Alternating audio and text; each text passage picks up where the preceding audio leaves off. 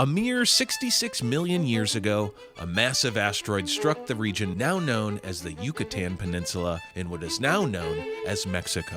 The collision released energy equivalent to about 100 million megatons of TNT, triggering global wildfires, tsunamis, and a prolonged impact winter. Overall, one-star experience. The body of water that space rock hit was the Gulf of Mexico, bordered by the United States, Mexico, and Cuba.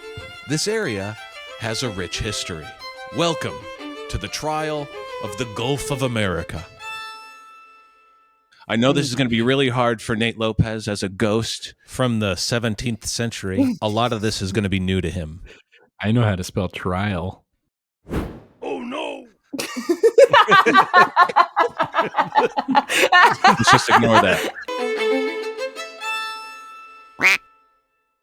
Before European contact, indigenous peoples such as the Maya and Aztecs inhabited regions surrounding the Gulf. The Maya referred to the Gulf as Chetumal, meaning the red place, possibly alluding to the reddish hues observed at sunset or the fertile coastlines. The Mexica, on the other hand, called it Ilhuicat, hope I'm saying that right, translating to sky water, reflecting their belief of the merging of the sea and the sky beyond the horizon. Following Christopher Columbus's arrival in the Americas in 1492, this area became a focal point for European exploration and colonization. The term Gulf of Mexico, Spanish Golfo de Mexico, first appeared on a world map in 1550 and in historical accounts by 1552. This is not that map. This is a map from 1672. It's a little confusing because north is to the right for some reason. But whatever. Pretty good drawing for a buffalo if that's the first time you've seen one. This nomenclature became prevalent by the mid-17th century,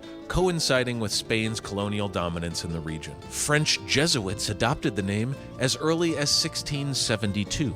So, it was called the Gulf of Mexico for 226 years before the birth of the United States of America in 1776. But at that point, America was only 13 colonies and didn't touch the Gulf of Mexico. That didn't happen until 1803 with the Louisiana Purchase.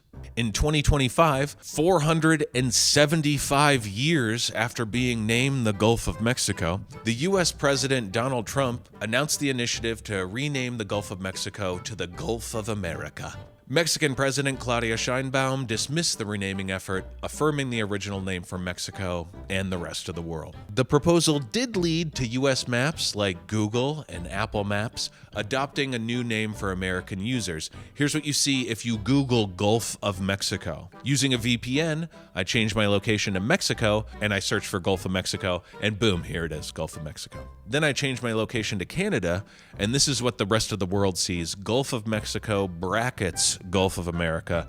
So I guess the only thing we've really accomplished here is making geography harder for middle school students. However, the International Hydrographic Organization, we all know IHO, right? They're responsible for standardizing maritime names globally. We all knew this before all this. Anyway, it continues to recognize Gulf of Mexico as the designation. So, as I've shown you with the history of this region, this is not actually how we name things. Groups of people and societies name things. Let's talk about some recent examples to put this all in perspective. The Sears Tower. In 2009, the naming rights were sold to be the Willis Tower, but everyone calls it the Sears Tower. Probably the most common example of this are sports arenas. There's a million examples. Here's just a couple. The Denver Broncos. They play at Empower Field at Mile High. No, everyone calls it Mile High. The Lakers. They play at Crypto.com Arena, but that name's so bad they're like, no, this is the Staples Center. All right, we're standing up for Staples. In 2015, Google changed its parent name to Alphabet. Everybody still calls the whole company Google. And Twitter. People are still fighting over calling it its new name X, but honestly, this is like arguing over what to name a turd before you flush it.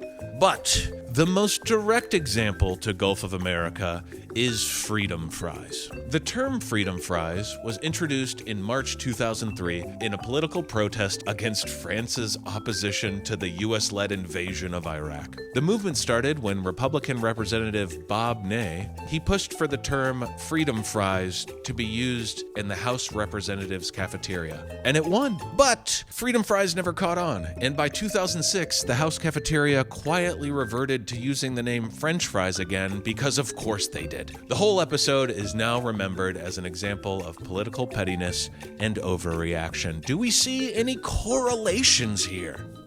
So I don't care what you say. This is the Gulf of Mexico. Suck on my huevos. Vote guilty on the Gulf of America. Thank you. I think it's very stupid. And I think very, very stupid people want to change the name. However, when very, very stupid people feel passionately about very, very stupid things, it keeps their eyes off of things that matter. I'm all about wagging the dog.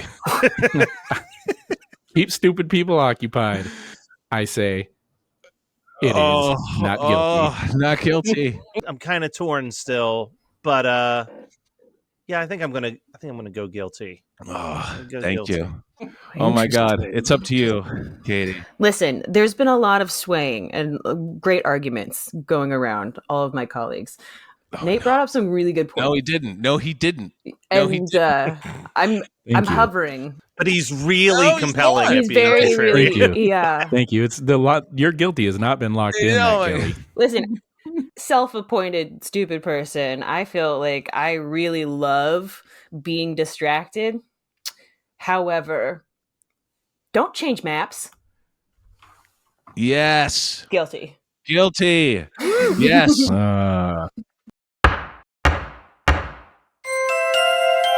No, God!